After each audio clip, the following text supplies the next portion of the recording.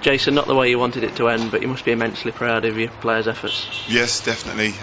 Obviously the results not gone our way today, but I said to the boys, so did Lee and the chairman, that we're so proud of everybody, the efforts they've put in since myself and Lee have taken over. Not let anybody down, not let themselves down, not let the fans down.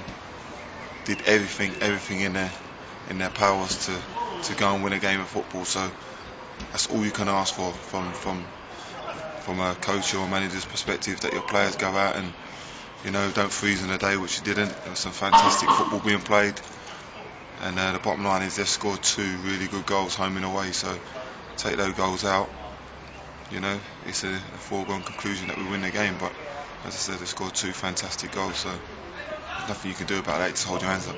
2 fairly evenly matched sides. You obviously came back 2 or 3 times today. Did you think when that third one did go in that it might just be your day? I felt from the first minute it was going to be our day. We go and get the goal early on. The players was confident. You just think, it's going to happen for us today.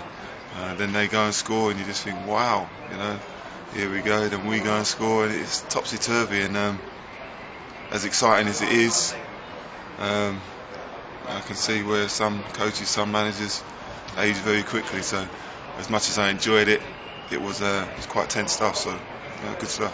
And once it gets to penalties, there's no more you can do. It's just a lottery. It is a lottery, and whoever's brave enough to take a penalty, you have to give them credit.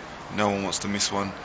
I've said to the players, world-class players have missed penalties. So there's no shame in it. It's just one of those things. We've hit a post, keeper's made a save. No problem. The lads have given everything they could do, and when it comes to the penalty situation, it's fingers crossed time. That just shows you it can be a little bit out of your hands.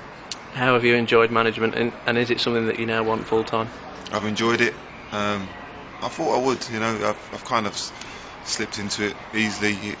I've been more than prepared for a number of years, really, to have a crack at management.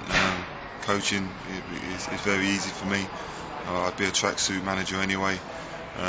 Still fairly fit, so I like to think my influence would be very much hands-on, as opposed to some manager who would come in and maybe bring a first team coach in, or bring a coach to come in and do all that side of it. Everyone's got their own philosophy. I've worked with good people. I've been at good clubs. I've seen what works and what doesn't work. So I've enjoyed it. I've enjoyed it immensely. Good group of people to work with.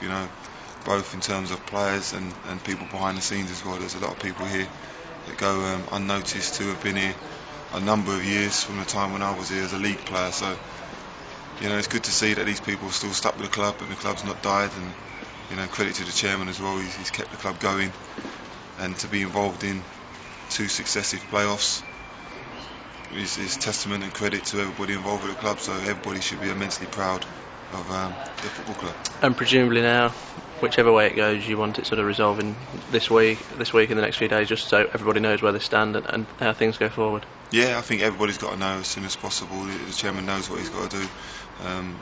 Everybody's got lives to get back to, and as I said, I would love to do the job. If it's not to be, you move on. There's decisions to be made in terms of players that are going to stay and maybe move on, and there's also players that a manager, myself, whoever, may want to bring in. So in terms of football, there's you can't really be sitting on your heels for too long, otherwise you miss out on important decisions that need to be made. So yeah, everyone I would imagine will know within the next week or 2.